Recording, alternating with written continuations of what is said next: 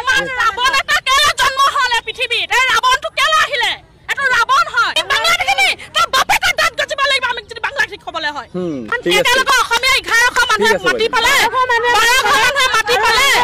হিন্দু 1200 দিছে আৰু মুছলিম 200 আছে বুলি হে মুছলিম 200 দিয়া নাই উচ্ছেদৰ নামত অসমৰ মুখ্যমন্ত্ৰীয়ে হিন্দু মুছলিমৰ কাট খেলি আছে আপোনালোকে এই ভিডিঅ' চালে সম্পূৰ্ণ গম পাই যাব জল পটপটকৈ ওলাই যাব যে হিমন্ত বিশ্ব শৰ্মাই উচ্ছেদৰ নামত কেনেকুৱা হিন্দু মুছলিমৰ কাট খেলি আছে হিমন্ত বিশ্ব শৰ্মাক উভতি ধৰিলে এজনী উচ্ছেদিত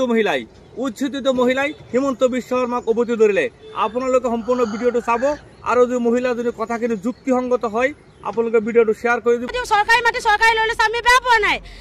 যিখিনি আমাৰ চিৰিং চুকত অসমীয়া মানুহখিনি আছিলে হিন্দু মানুহখিনিক উচ্ছেদ কৰাৰ বিনিময়ত হেতক যদি 1200 মানুহক 1200 মানুহ দিছে মুছলিম 200 1400 মানুহ উচ্ছেদ হৈছিলে হিন্দু 1200 দিছে আৰু মুছলিম 200 আছে বুলি হে মুছলিম 200 দিয়া নাই কি মুছলিম আৰু হিন্দু ইয়াৰ মাজত কি ভেদাভেদটো আছে একে মাকৰ সন্তান হেতি ইমান